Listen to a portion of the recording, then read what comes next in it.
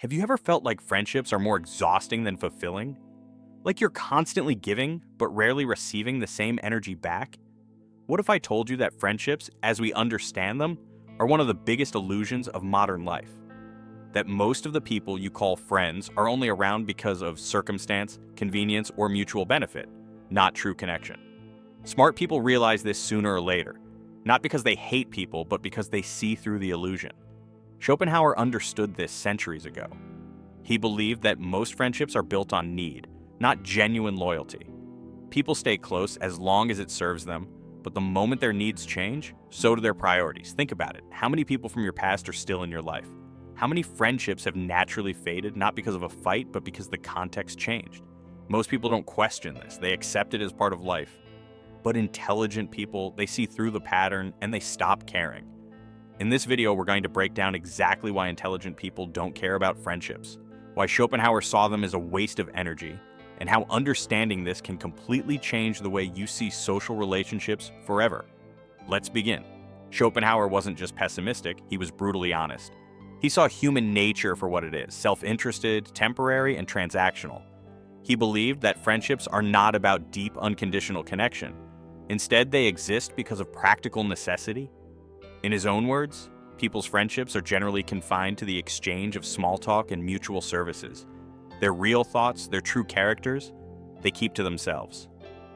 Think about that. How much of your true self do you actually reveal to your so-called friends? How much of what you discuss is shallow, obligatory, or driven by social expectations? Schopenhauer argued that the closer you look, the less real friendship appears. Friendships are only maintained as long as both parties find value in the relationship. The moment that value disappears, so does the bond.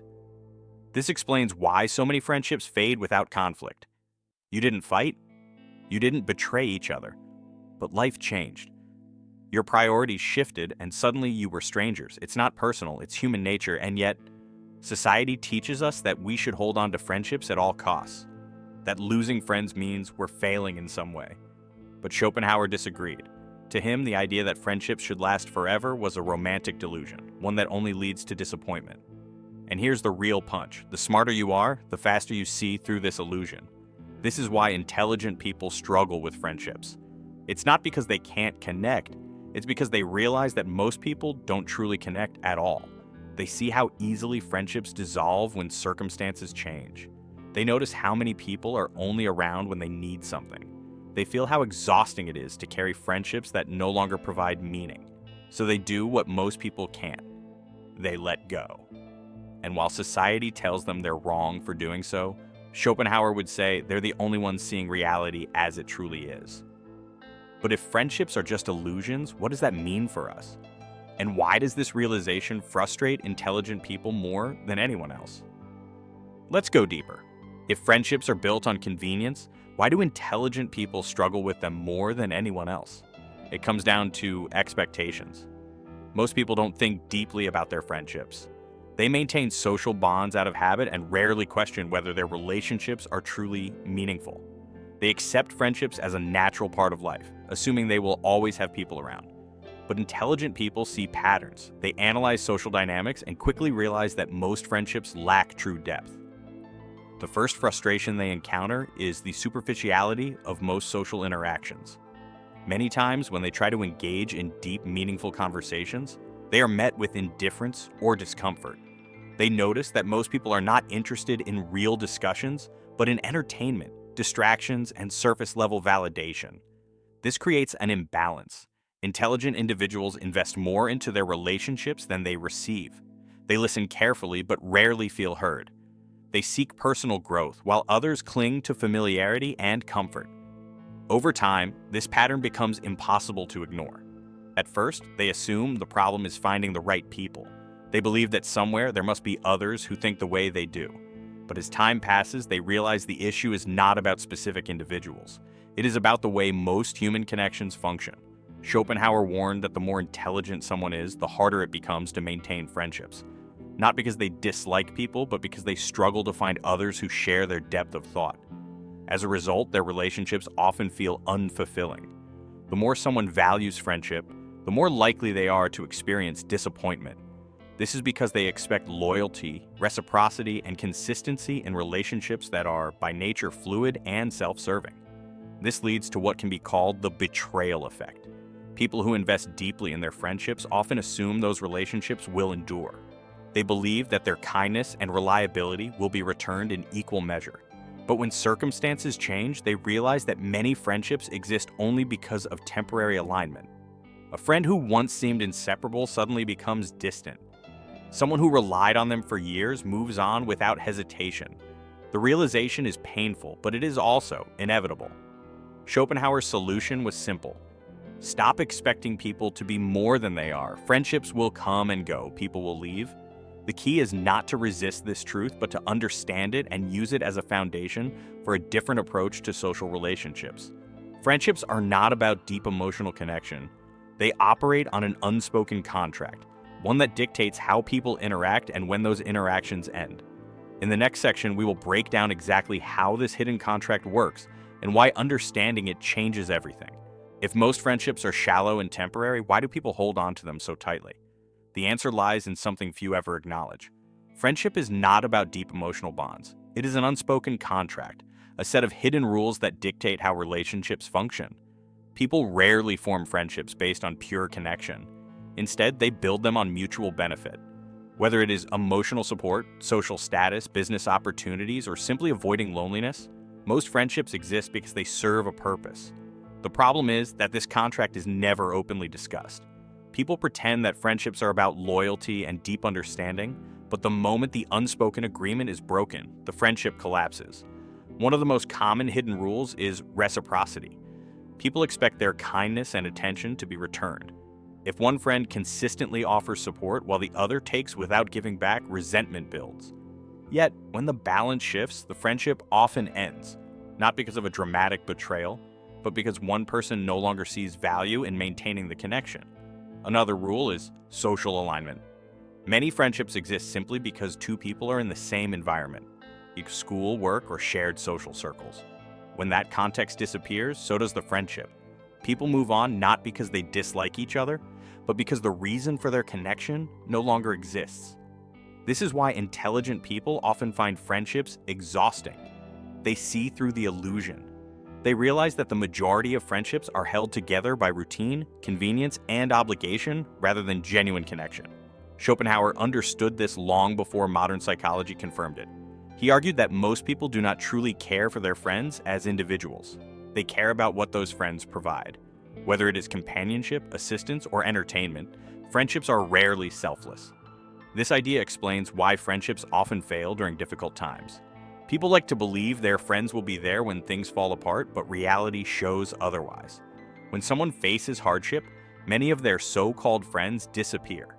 This is not always due to malice, but because the dynamic has changed. The relationship no longer provides the same benefits, and without that, it falls apart. The same applies to success.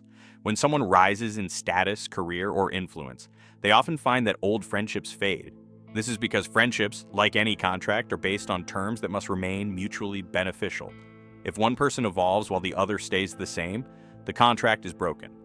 This is the harsh truth. Friendship is not unconditional. It is conditional on relevance, shared interests, and mutual benefit.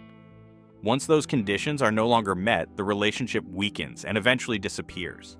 Most people do not question this. They assume friendships are meant to last even when all evidence suggests otherwise.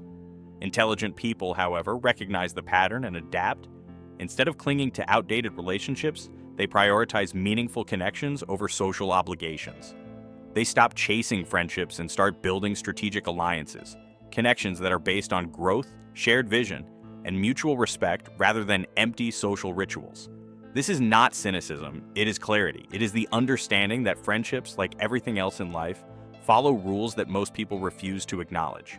But if friendships are transactional, does that mean people should abandon them entirely? Not necessarily. The key is to stop searching for friendship in the traditional sense and start looking at relationships in a completely different way. In the next section, we will explore why the popular idea of finding your tribe is often a trap, and what to focus on instead. Many people, after realizing that most friendships are transactional, believe the solution is to find their tribe. The idea is simple. Instead of tolerating shallow relationships, They should seek out like-minded individuals who truly understand them. At first, this seems logical. If most friendships fail because of misalignment, then surrounding yourself with the right people should solve the problem. But this belief is a trap. The first flaw in this thinking is the assumption that a perfect social circle exists. In reality, people are always changing. What feels like the right group today may not be in 5 years. Many who search for their tribe end up cycling through different groups, always believing the next one will finally be the right fit. The second problem is that even in the most like-minded groups, social contracts still apply. No matter how aligned a group may seem, relationships within it will still be shaped by hierarchy, power dynamics, and unspoken rules. The same disappointments that exist in regular friendships, people leaving when circumstances change, shifting priorities, hidden competition, exist in these groups as well. The third issue is that seeking a tribe can create dependency. People who finally find a group where they feel accepted often develop an emotional reliance on it. They fear losing their place in the group, which makes them conform to its expectations. Instead of gaining freedom, they become trapped in another form of social obligation. This is why many intelligent people who go looking for their tribe still end up disappointed. They discover that even among those who share their values and interests, friendships remain conditional.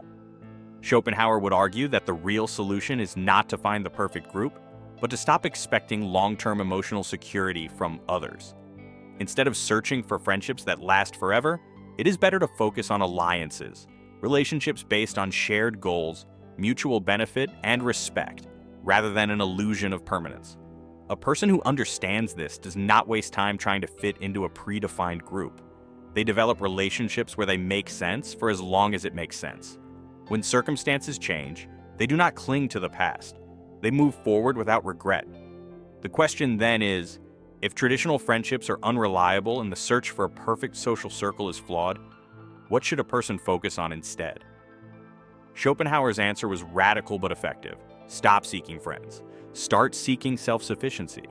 In the next section, we will explore what this means in practice and how it changes everything. If most friendships are temporary and built on convenience, what is the alternative?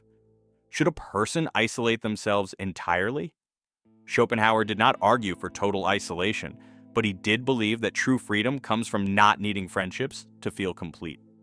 The first step is to learn how to enjoy your own company.